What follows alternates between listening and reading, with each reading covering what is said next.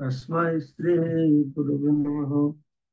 नमो विष्णुपादाय कृष्णपृष्ठाय भूतले श्रीमते भक्तिवेदान्त स्वामिने इति नामिने।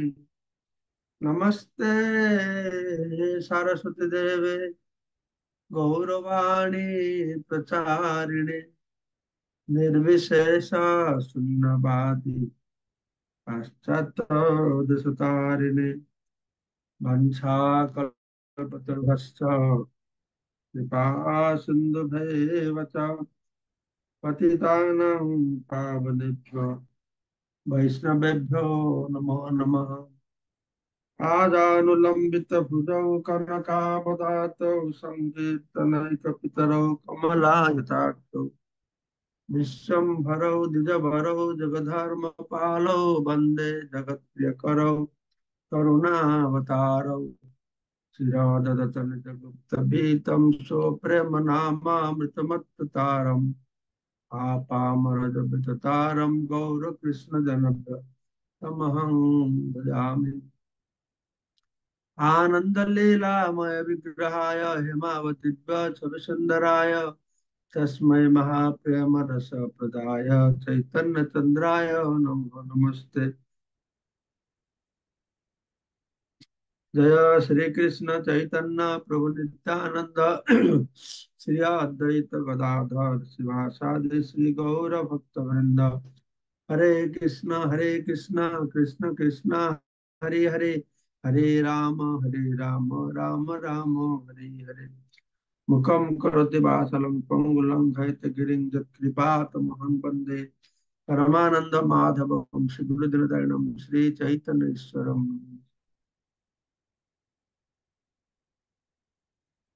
तो আমরা শ্রবণ করছি শ্রী চৈতন্য চরিতামৃত আদিলীলা সপ্তম পরিচ্ছদ।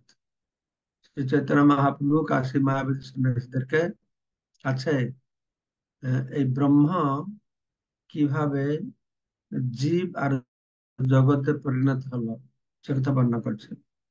আমরা যা শুনেছিলাম কালকে তার আহ, শেষ দিকটা খুব গুরুত্বপূর্ণ। আবার বলি, প্রভুপাদ বলছেন শঙ্করাচার্য সামঞ্জস্যহীন ভাবে প্রমাণ করার চেষ্টা করেছেন যে ব্রহ্মের বিকার জীব ও জগৎ হচ্ছে মায়া, কেননা তার মধ্যে জীব ও জগতের অস্তিত্ব ব্রহ্ম থেকে ভিন্ন ও পৃথক। এইভাবে কদর্থ করে মায়াবাদীরা প্রচার করছেন যে ব্রহ্ম সত্যম জগৎ মিথ্যা। পরতত্ত্ব বা ব্রহ্ম হচ্ছেন সত্য, কিন্তু জগৎ ও জীব হচ্ছে মিথ্যা, অথবা তার সবই প্রকৃতপক্ষে পরতত্ত্ব এবং জড়জগৎ ও জীবের ভিন্ন অস্তিত্ব নাই। এই সেন্টেন্সটা একটু বুঝতে চেষ্টা করো। যেটা আমি বললাম এটা খুব সূক্ষ্ম ব্যাপার। ওরা বলছে যে ব্রহ্মের বিকার হচ্ছে জীব আর জগৎ। জীব আর জগতের কোনো অস্তিত্ব নাই, আলাদা অস্তিত্ব নাই, অর্থাৎ ব্রহ্মই বিকারগ্রস্ত। এই জীব আর মায়া, জীব আর জগৎটা হয়েছে, কিন্তু ব্রহ্ম বিকারগ্রস্ত মানে কি? ব্রহ্ম বিকারগ্রস্ত হয় যে জীব আর মায়া বা প্রকৃতি এর আলাদা অস্তিত্ব নেই। এই আলাদা অস্তিত্বটাই হচ্ছে মায়া। এর জন্য তারা বলছে ব্রহ্ম সত্য জগৎ মিথ্যা। পরতত্ত্ব ব্রহ্ম হচ্ছেন সত্য, জগৎ ও জীব হচ্ছে মিথ্যা। অথবা অথবা এদের ভিন্ন অস্তিত্ব নেই। ঠিক আছে, তাই সিদ্ধান্ত করা যায় যে পরমেশ্বর ভগবান জীব ও জড় জগৎকে অবিচ্ছেদ্য ও ও অজ্ঞান বলে প্রমাণ করার উদ্দেশ্যে শঙ্করাচার্য পরমেশ্বর ভগবানের মহিমা আচ্ছন্ন করার চেষ্টা করছে। তো সিদ্ধান্ত যেটা পরমেশ্বর ভগবান জীব আর জড় জগৎকে অবিচ্ছেদ্য অজ্ঞান বলে প্রমাণ করার উদ্দেশ্যে শঙ্করাচার্য পরমেশ্বর ভগবানের মহিমাকে আচ্ছাদন করার চেষ্টা করছে। তিনি চাইছেন ভগবান জীব জড়জগৎ, হ্যাঁ, অবিচ্ছেদ্য অজ্ঞান, এটা অজ্ঞান। উম, সেইভাবে তিনি কি করছেন, ভগবানের মহিমাকে আচ্ছন্ন করছেন। তার মতে জড়জগৎ মিথ্যা, কিন্তু সেটি একটি মস্ত বড় ভুল।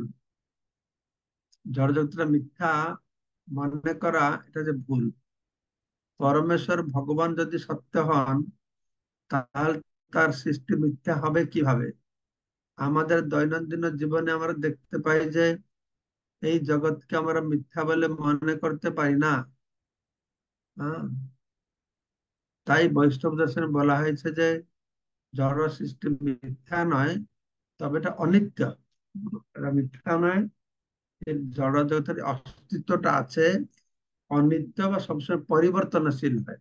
হম, জড় জগৎ প্রকাশ হয়, অপ্রকাশিত হয়, স্থূল রূপে থাকে, সূক্ষ্ম রূপে থাকে।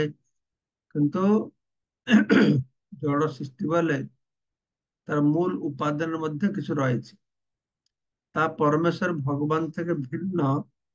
কিন্তু যেহেতু তা ভগবানের শক্তির দ্বারা উদ্ভূত ভাবে সৃষ্টি হয়েছে, অদ্ভুত ভাবে সৃষ্টি হয়েছে, তাকে মিথ্যা বলা যায় না। তা জড় প্রকৃতি হচ্ছে ভগবান থেকে ভিন্ন, প্রকৃতি পরিবর্তনশীল, অনিত্য, কিন্তু এটা মিথ্যা নয়। যেহেতু ভগবানের শক্তি, ভগবান যদি সত্য হয়, তাহলে তার শক্তি মিথ্যা হবে না। অভক্তরা ও বিস্ময়কর জড় সৃষ্টির মহিমা উপলব্ধি করতে পারে, কিন্তু জড় সৃষ্টির আড়ালে যিনি রয়েছেন, সেই পরমেশ্বর ভগবানের বুদ্ধিমত্তা ও শক্তির মর্ম তারা উপলব্ধি করতে পারে না। এই জড় জগৎকে দেখে তারা আশ্চর্য হয়, এদের পিছনে কি আছে। যে কথা ভগবান কৃষ্ণ বলছেন, এই জড় জগৎ আমি ধারণ করে রেখেছি, তিনি এটাও বলে দিয়েছেন যে যে মুক্তর হারের উদাহরণ দিয়েছেন। মুক্তটা দেখে সবাই আশ্চর্য হয়, কিন্তু মুক্তটাকে যে ধরে রেখেছে আমি, আমার কেউ জানে না।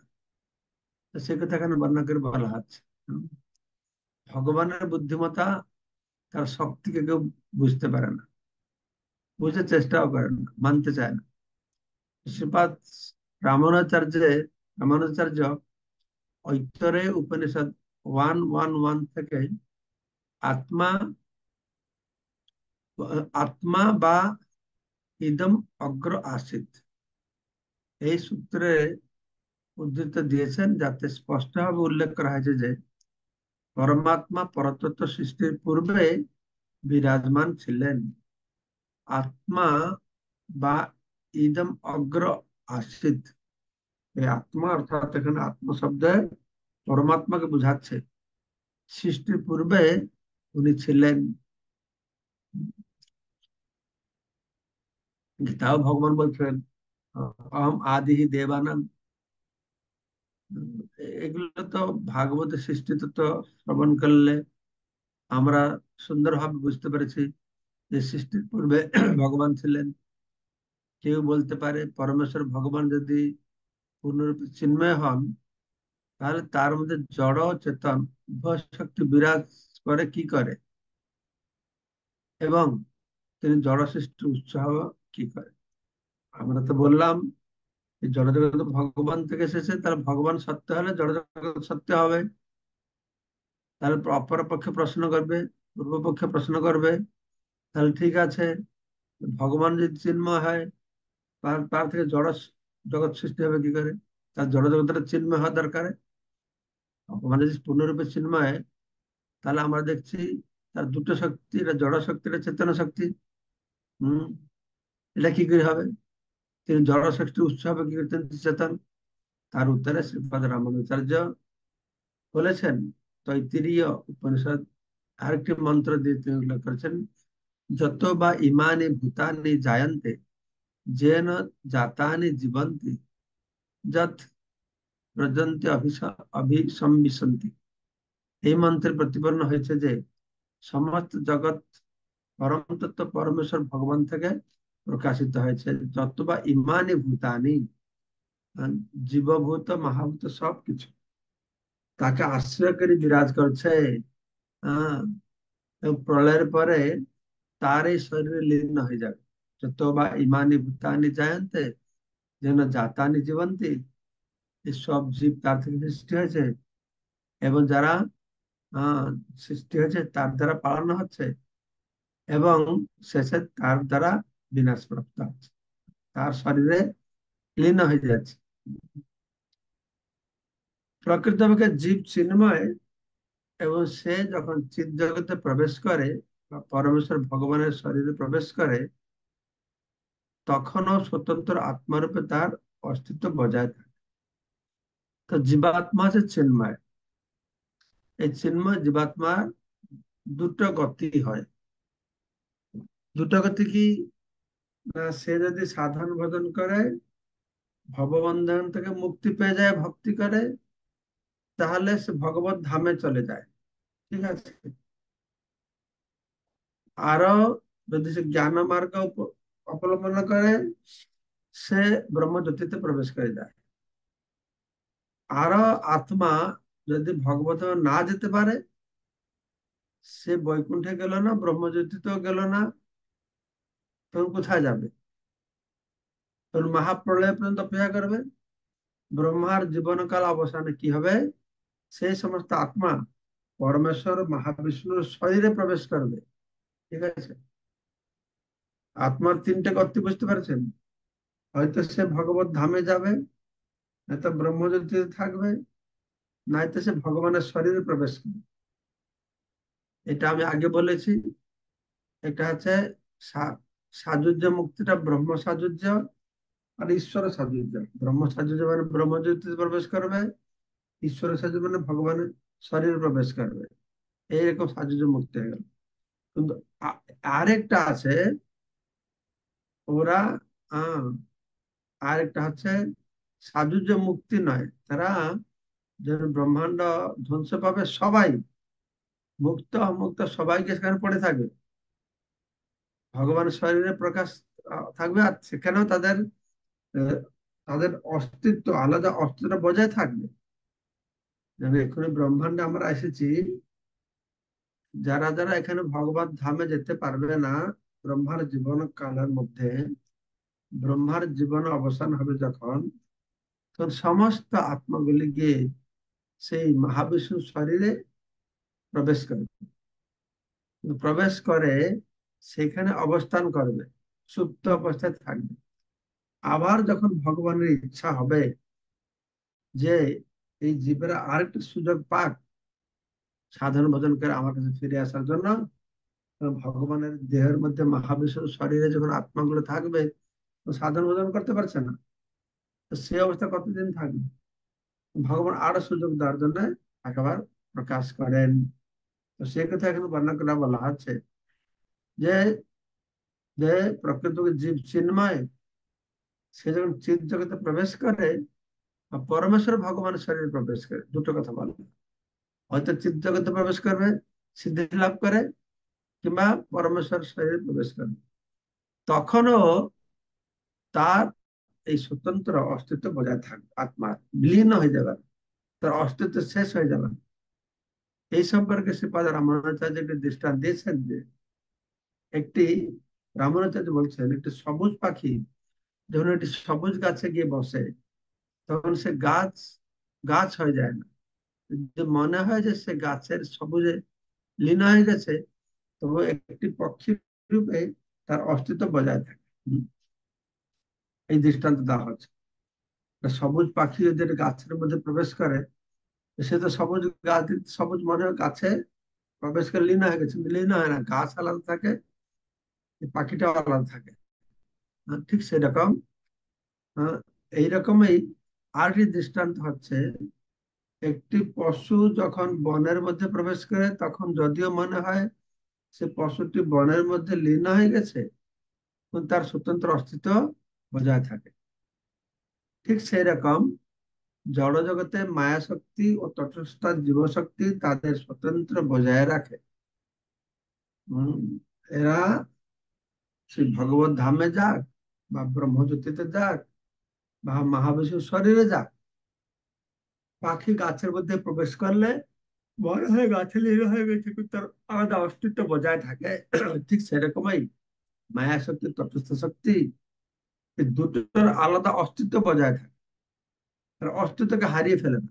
হুম, শেষ হয়ে যায় না, মায়ার শেষ হয় না। ভগবান নিত্য, তার মায়া শক্তি নিত্য, তার তত্ত্ব শক্তি নিত্য। এইভাবে যদিও জড়জগতে পরমেশ্বর ভগবানের বিভিন্ন শক্তি সম্পর্কে, বিভিন্ন শক্তির পরস্পরের সঙ্গে ক্রিয়া করে, তবুও তাদের স্বতন্ত্র অস্তিত্ব বজায় থাকে। এই জড়জগতে পরমেশ্বর ভগবানের বিভিন্ন শক্তি পরস্পরের সঙ্গে ক্রিয়া করে, কিন্তু তাদের অস্তিত্বটা থাকে, অস্তিত্ব হারিয়ে যায়। তাই জড় অথবা চেতন শক্তিতে লীন হওয়া যাওয়ার অর্থ এই নয় যে তাদের স্বতন্ত্র নষ্ট হয়ে যায়। রামানুজাচার্যের বিশিষ্ট অদ্বৈতবাদ, তা আমার বলে না, অদ্বৈতবাদ, দ্বৈতবাদ, কেবল অদ্বৈতবাদ, বিশিষ্ট অদ্বৈতবাদ। রামানুজাচার্য যে মতবাদ প্রচার করেছেন তাকে বলল বিশিষ্ট অদ্বৈতবাদ। ভগবানের বিভিন্ন অনুসারে ভগবানের বিভিন্ন সমস্ত শক্তি যদিও এক, কিন্তু তবুও প্রতিটি শক্তি তাদের বৈশিষ্ট্য বজায় রাখে। এটা হচ্ছে বিশিষ্ট অদ্বৈতবাদ। ভগবানের শক্তি, তার শক্তি অনেক রকম শক্তি আছে, তো সেই শক্তি নিজের নিজের বৈশিষ্ট্য বজায় রাখে। তো আনন্দময় অভ্যাসাত শব্দটি কদর্থ করে শ্রীপাদ শঙ্করাচার্য বেদান্ত সূত্রের পাঠকদের বিভ্রান্ত করার চেষ্টা করেছেন। এমনকি তিনি বেদান্ত সূত্রের প্রণেতা ব্যাসদেবের ভুল ধরার চেষ্টা করেছেন। বেদান্ত সূত্রের সবকটি সূত্রে এখানে পরীক্ষা করে দেখার প্রয়োজন নেই, তবে একটি আলাদা গ্রন্থে বেদান্ত সূত্র উপস্থাপন করার পরিকল্পনা আমাদের রয়েছে।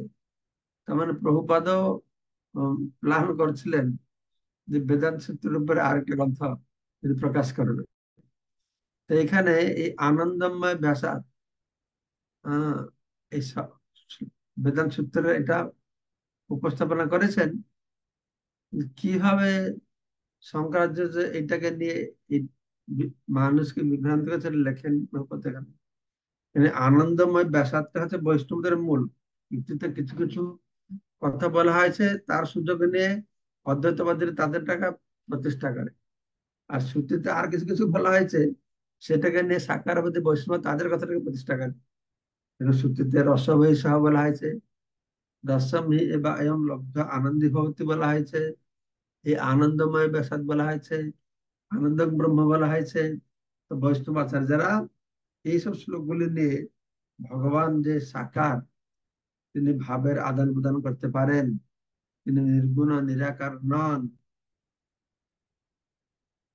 তিনি ভাবের বিনিময় করেন, তিনি মায়ের মায়ের অধীন হয়ে জীব প্রকৃতি হয় না, জীবের সঙ্গে তার সম্পর্কের কথা, এই সবগুলি এই বিভিন্ন শ্লোকের মাধ্যমে প্রতিষ্ঠিত করা হয়েছে। ঠিক আছে, এখানে অনুবাদ শেষ হলো।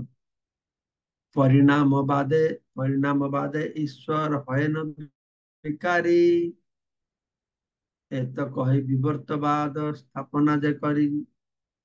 তো পরিণামবাদ যে, শঙ্করাচার্য যে পরিণামবাদটা, সেটাতে বলে যে ঈশ্বর বিকার প্রাপ্ত হচ্ছে। আমরা পরিণামবাদকে বাদ মানি, কিন্তু ঈশ্বর বিকারগ্রস্ত মানি না। আমার ঈশ্বরের শক্তির বিকার হয়। যেহেতু শঙ্করাচার্য ঈশ্বরের শক্তিকেই মানে না, তাই তারা বলে যে আহ, ঈশ্বর বা পরম ব্রহ্মের বিকার প্রাপ্ত হয়। বিকার তথাকথিত বিকার প্রাপ্ত হয় বলুন, বিকার প্রাপ্ত হয় জীব আর মায়া প্রকাশিত হয়। যে জীব আর মায়া হচ্ছে, এই দুটোই হচ্ছে মিথ্যা। শুধু এইরকম, এই যেটা আমি আগে বলেছি যে আমি ভগবান, এখনো আমি ভগবান, কিন্তু আমি ভগবান বলে ভুলে গেছি। এটা হলো কথা। হুম। তাৎপর্য ছিল ভক্তিবিনোদ ঠাকুর তার ভাষ্যে বলেছেন যে কেউ যদি স্পষ্টভাবে পরিণামবাদের অর্থ না বুঝে, তাহলে সে অবশ্যই জড়জগৎ ও জীবের তত্ত্ব বুঝতে পারবে না।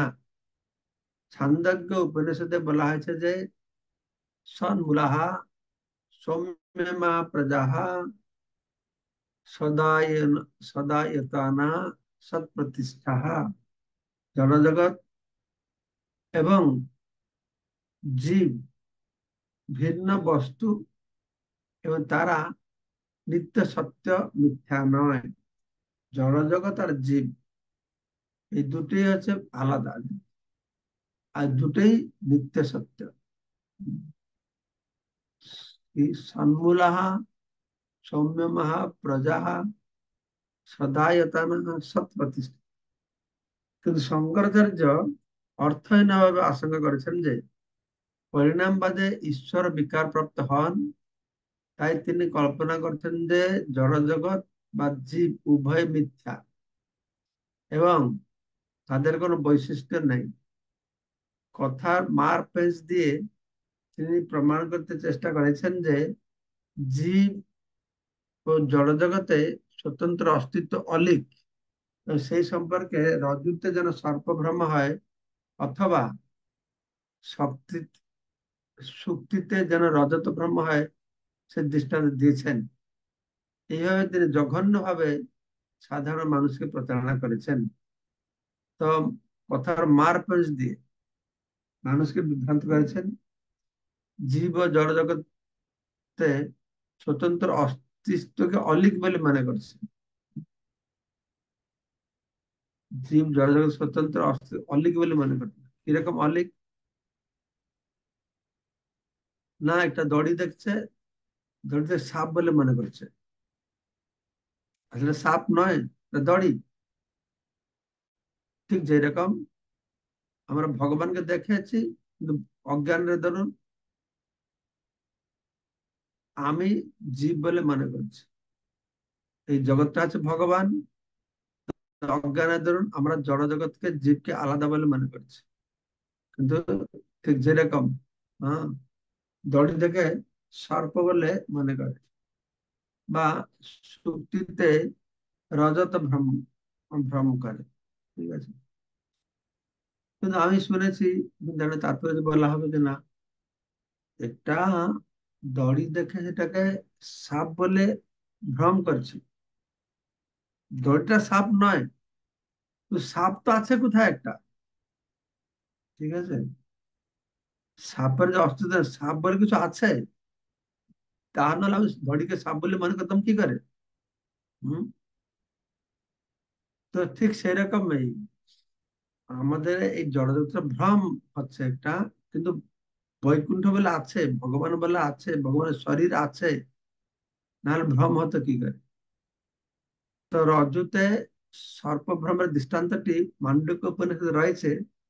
তো তার মধ্যে দেহকে আত্মা বলে মনে করার ভ্রান্তি বর্ণনা করা হয়েছে।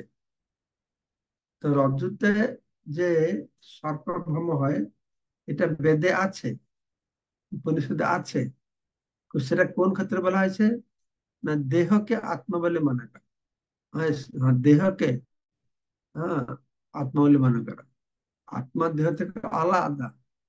তো দেহকে আত্মা বলে মনে করা, যেহেতু আত্মা হচ্ছে চিৎকনা, তা ভগবত গীতা বর্ণনা করা হয়েছে মামায় বংশ জীবলোকে। এই মোহবশত বিবর্তবাদ পশুবৎ মানুষ তার দেহকে তার স্বরূপ বলে মনে করে। এটি হচ্ছে বিবর্ত বা মায়ার যথার্থ দৃষ্টান্ত। অতত্ত্ব তো অতত্ত্বতঃ অন্যথা বুদ্ধি বুদ্ধি বিবর্তিত ইতি উদাহৃত। শ্লোকটি এই বিবর্তের বর্ণনা করছে। প্রকৃত সত্য না জেনে একটি বস্তুকে অন্য বস্তু বলে ভুলে মানা হচ্ছে বিবর্তবাদ। যেমন দেহকে আত্মা বলে মনে করা, এটা হচ্ছে বিবর্তবাদ।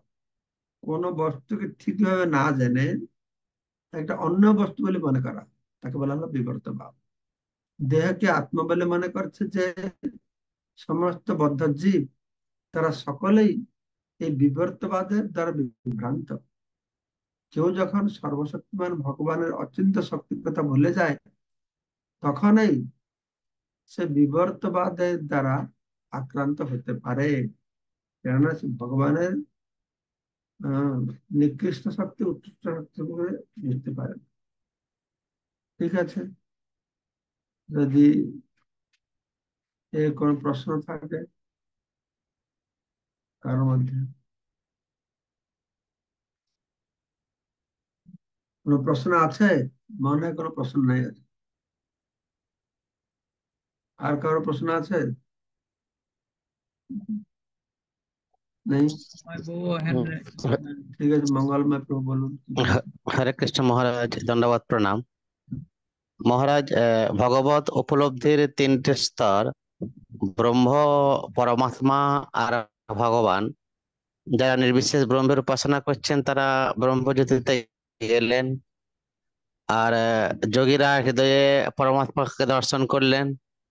আর ভক্তরা তাদের ভক্তি যখন সাকসেস হবে, তখন তার রস অনুসারে তিনি কোনো একটা ভগবত ধামে গেলেন। তাহলে মহারাজ, এই যে ভগবানের শরীরে লীন হয়ে যাবেন, যেমন শিশুপাল, তাহলে তাহলে এটাকে মানে কোন জায়গায় ফেলবো মহারাজ?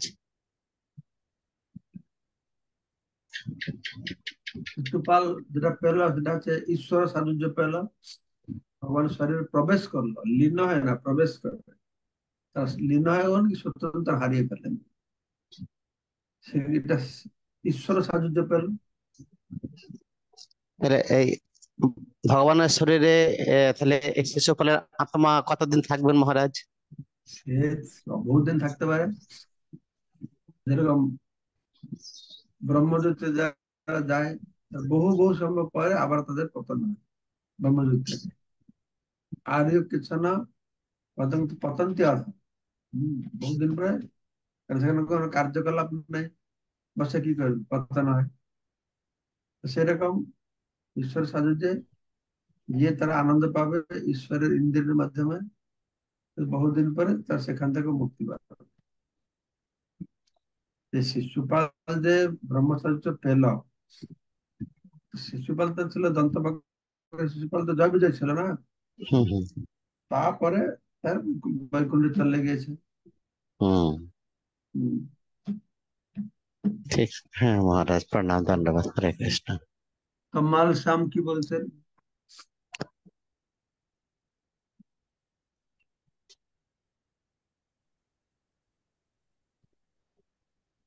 হরে কৃষ্ণ মহারাজ, ধন্যবাদ। হ্যাঁ বলো। আমার একটা প্রশ্ন বলা হচ্ছে যে এই যে পরিণামবাদ আর একটা বিবর্তবাদ। পরিণামবাদে বলা হচ্ছে যে ঈশ্বর বিকার প্রাপ্ত হন, আর বিবর্তবাদে মানে জীবকে তার দেহকে স্বরূপ মনে করে। তো এই পরিণামবাদ আর বিবর্তবাদ কি দুটোকে একই পর্যায়ে, নাকি এটা আলাদা আলাদা বিষয়?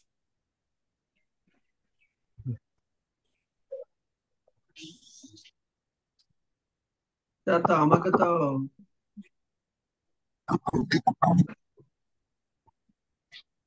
আলাদা আলাদা কি সমান আমি বলতে পারবো না। আমার পরিণামবাদ মানে ব্রহ্ম বিকারগ্রস্ত হচ্ছে। কি এটা অনমিউট করেছে, মিউট করো। ব্রহ্ম বিকারগ্রস্ত হয়, জীব আরো মায়ের জড়া প্রকৃতি হয়েছে। বিকারগ্রস্ত ব্রহ্ম হয় না, তাই এটা একটা ভ্রান্ত ধারণা। হুম। এদের আলাদা অস্তিত্ব বলে কিছু নেই, লোকেরা মনে করছে এই একটা জিনিস।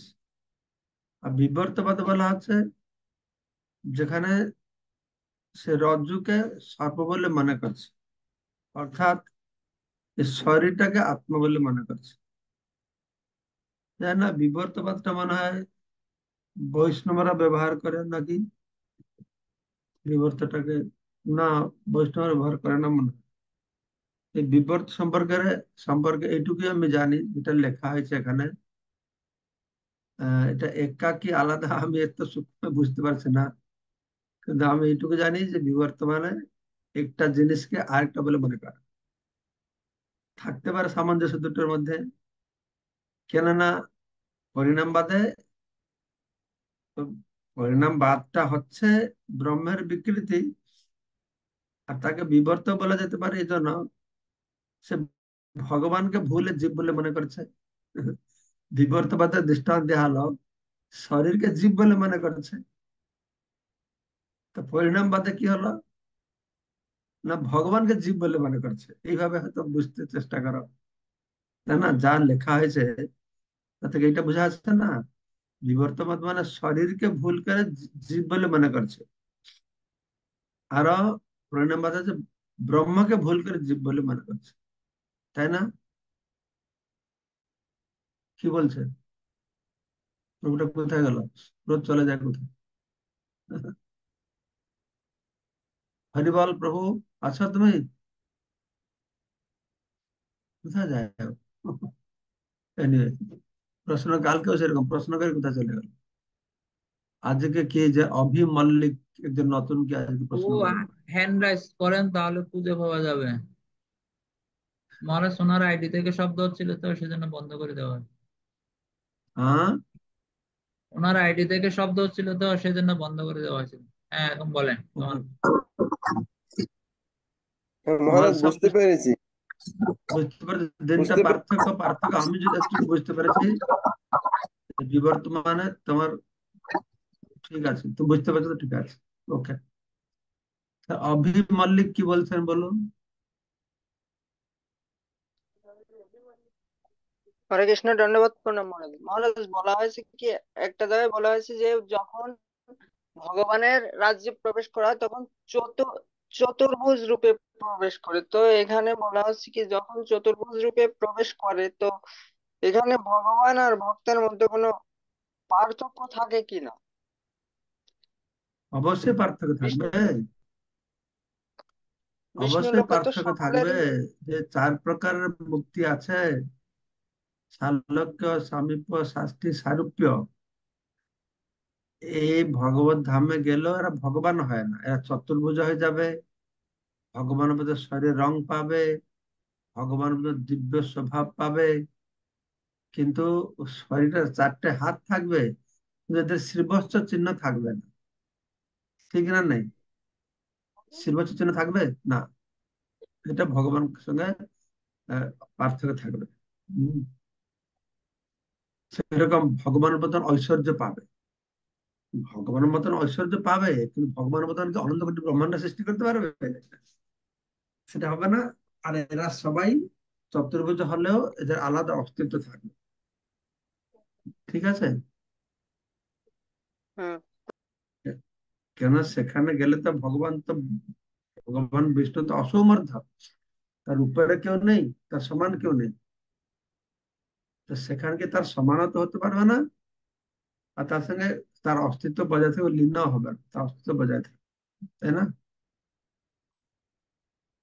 ঠিক আছে,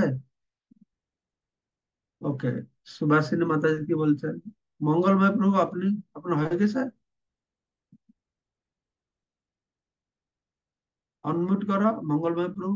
হরিবল, সবাইকে মুট করে দিয়ে বসে আছে। হরে কৃষ্ণ মহারাজ, দণ্ডবাদ প্রণাম আপনার শ্রীচরণের সুন্দর অমৃতময় ক্লাসের জন্য ধন্যবাদ। মহারাজ, এই জীব আর মায়া উভয় কিভাবে মিথ্যা হচ্ছে? মায়া মায়া আর জীব, তার পক্ষে কি যুক্তি আছে মহারাজ? হরে কৃষ্ণ। জীব আর মায়া কিভাবে নিত্য? কিভাবে মিথ্যা হচ্ছে? মিথ্যা নয় তো, ওরা বলছে মিথ্যা, মায়াবাদীরা বলছে মিথ্যা, কিন্তু মিথ্যা তো নয়। ওরা ওই জন্য ওরা মিথ্যা বলছে যে যেরকম ওরা এই রজ্জুতে সর্প বুদ্ধি করলে এটা মিথ্যা, তো সেই দৃষ্টান্ত দেখাচ্ছে। তারা বলছে তুমি ভগবানকে জীব বলে বলছো, ভগবানকে প্রকৃতি বলে বলছো, জীব প্রকৃতি আলাদা কিছু নেই, এটা মিথ্যা, এর অস্তিত্ব নাই, জীব বা প্রকৃতির অস্তিত্ব নাই। ব্রহ্মের প্রতি তোমার ভুল ধারণা যেন এটা প্রতীয়মান হচ্ছে, এই জন্য ওরা মিথ্যা বলে বলছে। বুঝতে পারছেন? হ্যাঁ মহারাজ, এই যে জীব আর যেটা যা নাই, যেমন বিবর্তবাদে বলছে যে কোনো কিছু সম্পর্কে ভুল ধারণা, সেটাই হলো বিবর্তবাদ। আর এই ভুল ধারণা নিয়েই ওরা বলছে যে এটা হলো আম, আহ, মায়াবাদ, জীব আর মায়া হলো উভয় মিথ্যা। ওদের ধারণাটা ঠিক নাই। হম, ভুল সে। মঙ্গলময় প্রভু বলুন। হরে কৃষ্ণ মহারাজ, দণ্ডবত প্রণাম। ধন্যবাদ মহারাজ। মহারাজ, মহারাজ, এই যে আহ পরিণামবাদ, পরিণামবাদ হচ্ছে গিয়ে মায়াবাদীরা মনে করছেন যে ভগবানের বিকার হচ্ছে, আর বৈষ্ণবরা মনে করছেন ভগবানের শক্তির বিকার হচ্ছে এটা। আর এই বিবর্তবাদ হচ্ছে কি ভ্রান্ত ধারণা, যেমন রজ্জুতে সর্পদর্শন আর স্বরূপভ্রম, আত্মাকে সে দেহ বলে মনে করছে। মহারাজ, আমি খুব ছোট করে এরকম বুঝেছি মহারাজ। আত্মাকে দেহ বলে মনে করছে, দেহকে আত্মা বলে মনে করছে। হ্যাঁ, দেহকে আত্মা বলে মনে করছে। হ্যাঁ, আমিও সেটাই বুঝেছি। হ্যাঁ, আমি ছোট করে এরকম বুঝেছি মহারাজ। আমিও ছোট করে বুঝেছি, আমি আর বড় করে বুঝেছি না। চলো আমরা বুঝতে চেষ্টা করে থাকবো, ভগবান আর বুদ্ধিতে আর সুস্পষ্ট হবে আর আমার কাছে। মহারাজ, একটা জিনিস এর আগে একটু অমীমাংসিত ছিল, এই যে বিশিষ্ট বিশিষ্ট অদ্বৈতবাদ, রামানুচার্যের অদ্বৈতবাদটা তো আমরা আগে শঙ্করাচার্যের আহ, পরে পাঠ করে এলাম। এইটা একটু অমীমাংসিত ছিল, তো এটা পাওয়া গেল। তো মহারাজ, এটা আমরা নোটস করে রাখতে পারি মহারাজ। এটা কি পাওয়া গেল বলুন তো, কি বিশিষ্ট অদ্বৈত কি লেখা আছে? এখানে বলা হয়েছে রামানুচার্যের বিশিষ্ট অদ্বৈতবাদ অনুসারে ভগবানের বিভিন্ন সমস্ত শক্তি যদিও এক, কিন্তু তবুও প্রতিটি শক্তি তাদের বৈশিষ্ট্য বজায় রাখে। ঠিক আছে, ভগবানের শক্তি এক, কিন্তু তারা আলাদা আলাদা নিজস্ব বৈশিষ্ট্য বজায় রাখে। ঠিক আছে। হুম, এটা পাওয়া গেল মহারাজ। হুম, ঠিক আছে, নোট করে রাখুন। হ্যাঁ মহারাজ, প্রণাম, ধন্যবাদ।